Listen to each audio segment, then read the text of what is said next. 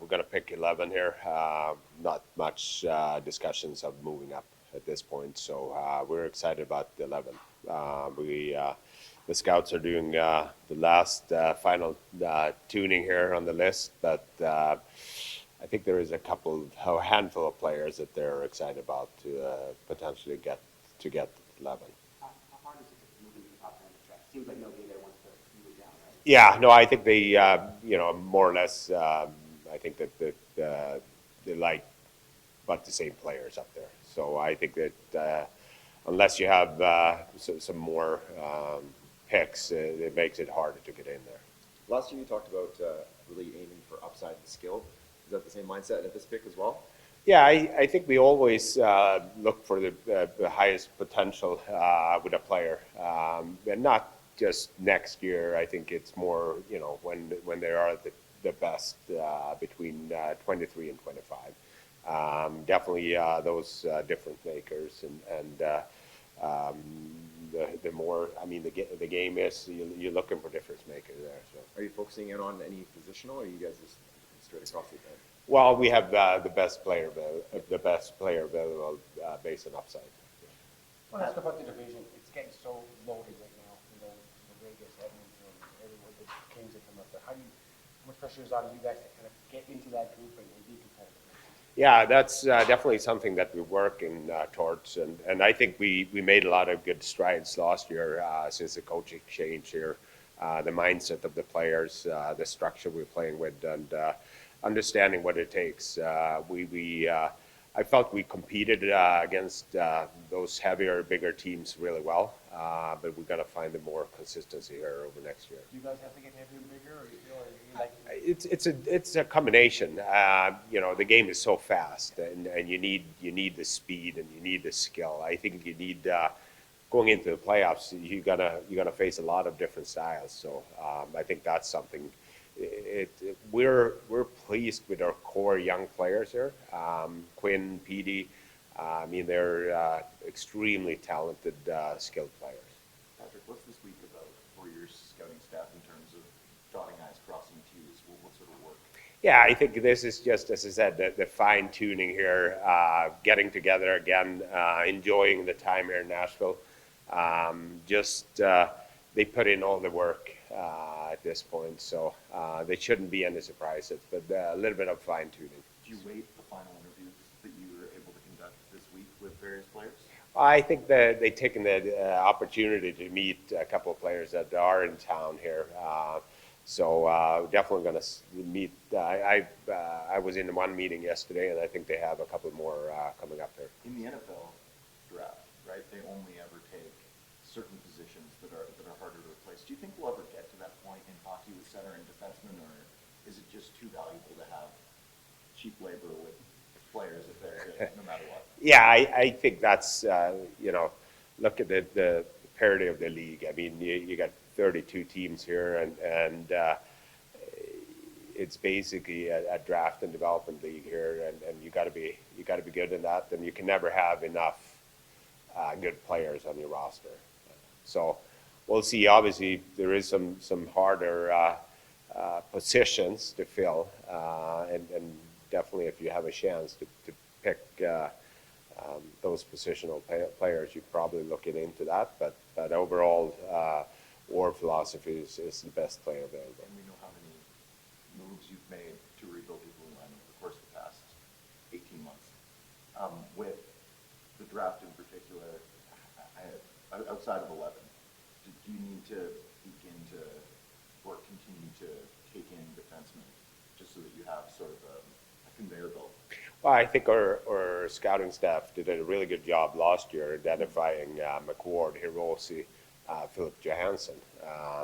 But again, if there is a defenseman available at 11 that our guys think is the best player available, we definitely will pick that guy. And later on as well, or do you shift away from best player available as the draft goes into the third and fourth round? Well, we could definitely something we take a look at, and I think we were pretty good last year spreading out the picks on positions, and we're able to get a goalie in there as well. So I think we're depending on who the player is and potential upside. We definitely, as the draft moves along in the second day there, we probably discuss it at the table.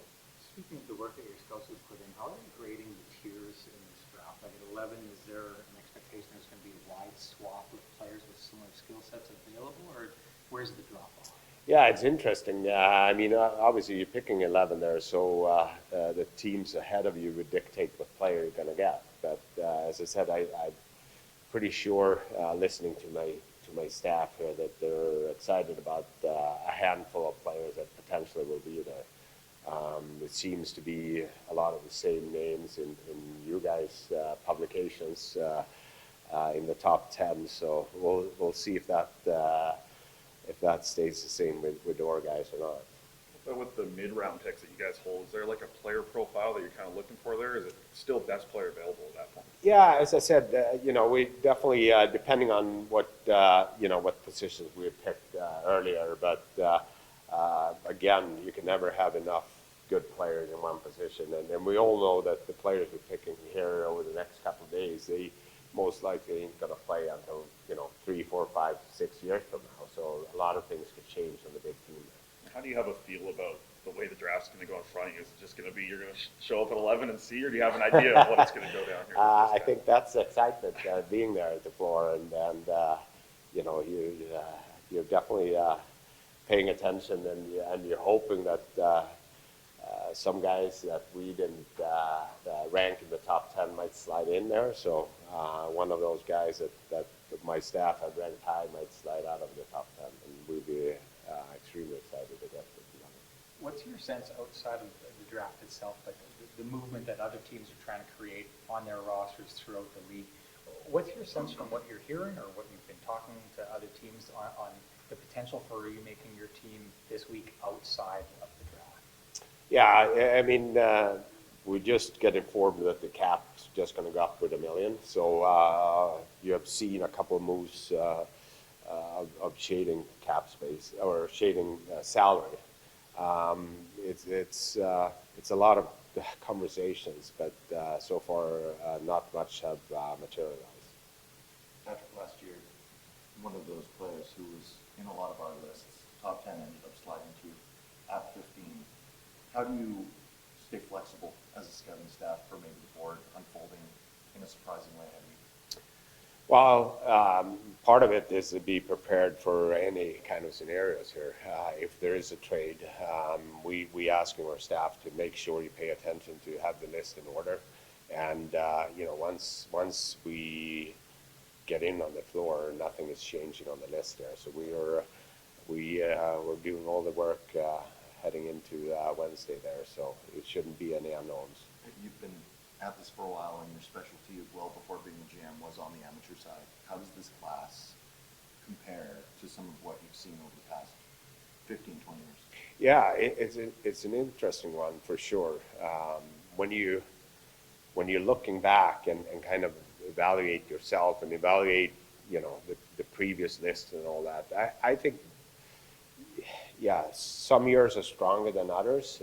Some years there is not as strong up top, and maybe deeper down it's stronger. But I do think that this year's draft is it's definitely an interesting one based on all the players that I've seen, and even sitting in with my staff and listening to the conversations there. So I think sounds like everybody had nailed the number one. And then from there on, that's where there seems to be a little bit of interesting conversations.